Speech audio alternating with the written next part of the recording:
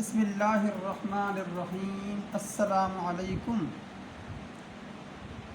दोस्तों, आज हमारे पास जो डेट है वो है 26 और 6 एंड 21। हमारे पास जो लेसन नंबर है,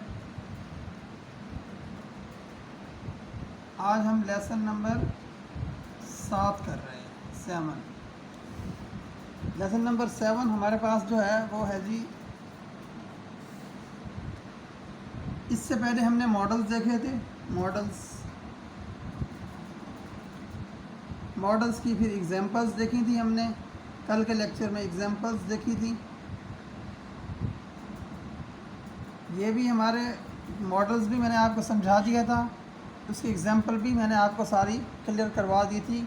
कल का जो हमारा पिछला लेक्चर था, लेक्चर नंबर 6 जो था हमारा, वो कल इसी पे था, मॉडल्स पे और उसकी एग्जांपल पे। आज हम इस लेक्चर को मज़ीद आगे बढ़ाते हैं और अपना अगला लेसन शुरू करते हैं। आज का लेसन है जी मोड्स, MOODS, मोड्स। इंग्लिश में मोड्स जो है ना, मोड्स, इसको हम इम्पेरेटिव सेंटेंस भी कहते हैं।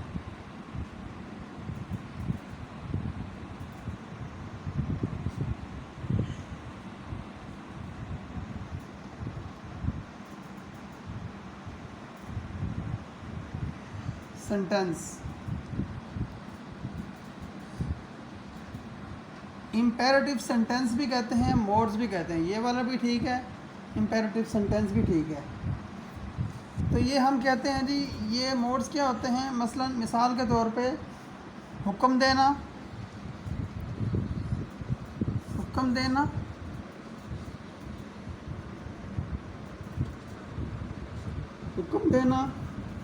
दरख्वास्त करना,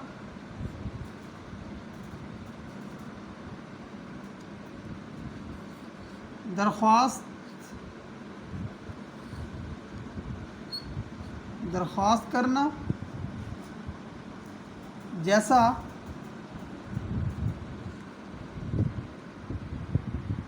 दरख्वास्त की हुक्म देना, यानी ये काम करो, दरख्वास्त बराए मेहरबानी, यानी प्लीज़, बराए मेहरबानी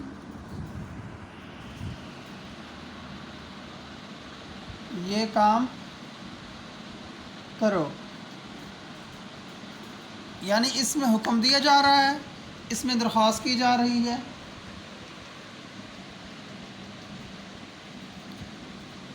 अब हम कुछ एग्जांपल्स देखते हैं।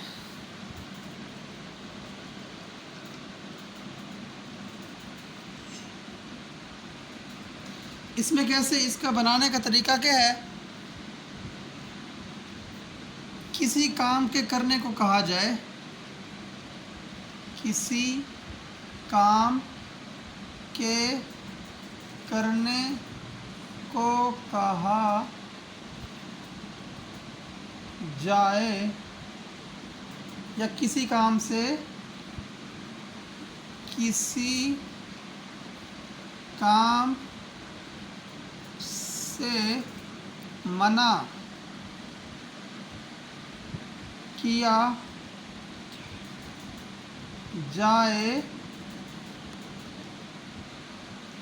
किसी काम की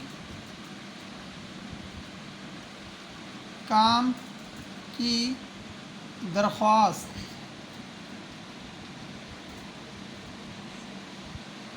की जाए।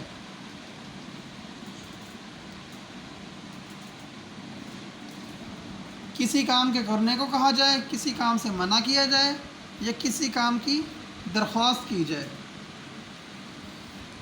इसका करने का तरीका यही है, अगर आपने किसी काम के करने को कहा है तो सबसे पहले वर्ब आएगा, वर्ब की फ़र्स्ट फॉर्म आएगी, फिर आगे मज़ीद सब्जेक्ट वगैरह जो भी होगा वो आगे आएगा। सबसे पहले वर्ब की फ़र्स्ट फॉर्म आएगी, ये आपने ज़हन में रखना है।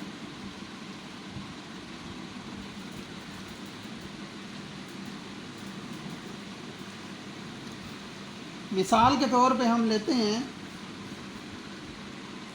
ये सवाल हल करो, ये सवाल हल करो, इसकी इंग्लिश होगी सॉल्व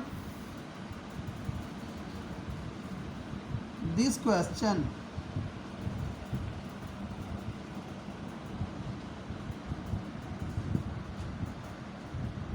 सॉल्व दिस क्वेश्चन, ये देखें ये वर्ब की फर्स्ट फॉर्म आ गई, बाकी ये सो ऑन।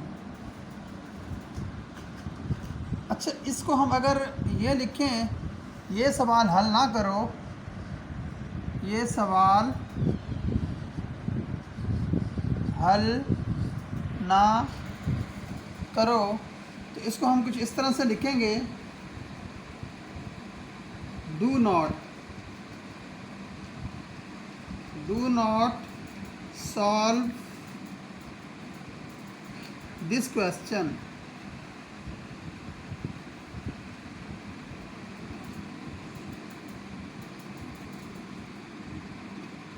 देखें, अगर आप किसी चीज़ से मना कर रहे हैं तो ये वर्ब जो है ना, इससे पहले हम डू नॉट लगाएंगे, क्योंकि मना हो रही है कोई चीज़, तो इससे पहले हम डू नॉट लगाएंगे।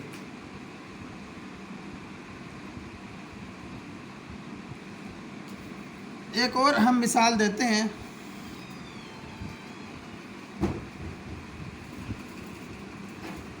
उसकी मदद करो,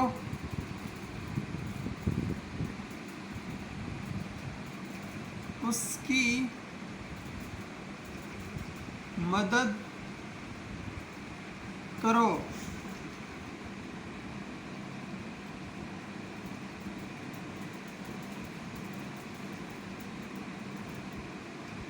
हेल्प हिम, उसकी मदद ना करो,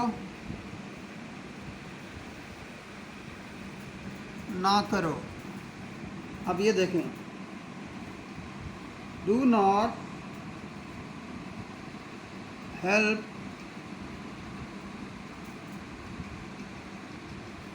हिम,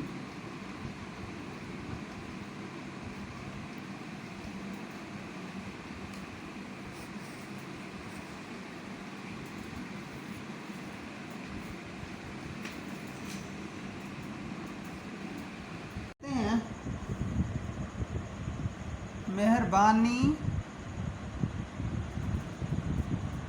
फरमा कर उसे रोक दो। अब ये देखें, यहाँ पे दरख्वास्त हो रही है, मेहरबानी, इसका मतलब कोई दरख्वास्त की जा रही है, तो इसको हम लिखेंगे प्लीज़ स्टॉप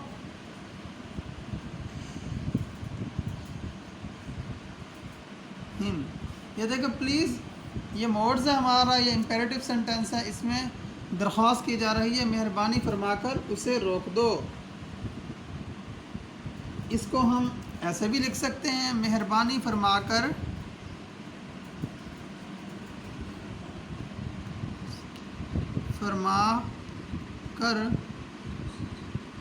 उसे मत रोको, मना किया जा रहा है, मत रोको। अब ये देखें प्लीज़, ये प्लीज़ पहले आ जाएगा आपसे, मेहरबानी यानी ये जुमला पहले आएगा, आगे डू नॉट आएगा।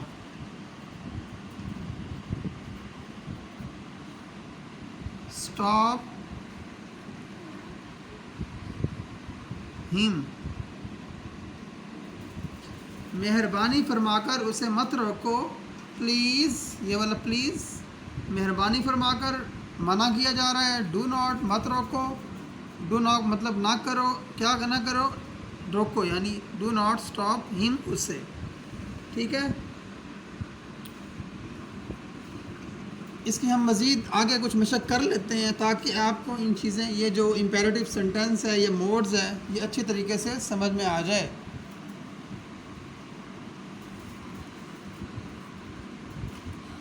उसको बुलाओ।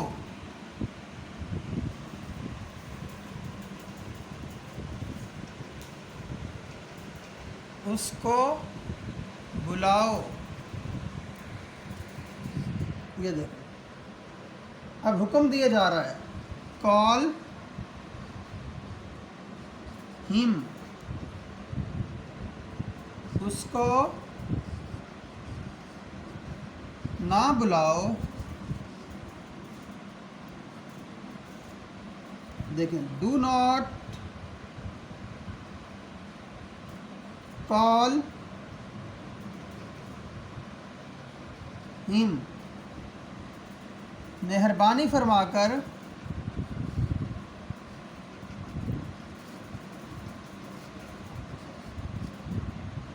उसे बुलाओ। प्लीज़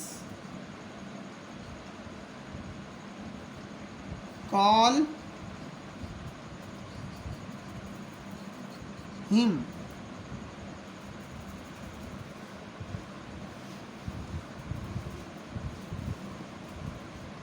मेहरबानी फरमाकर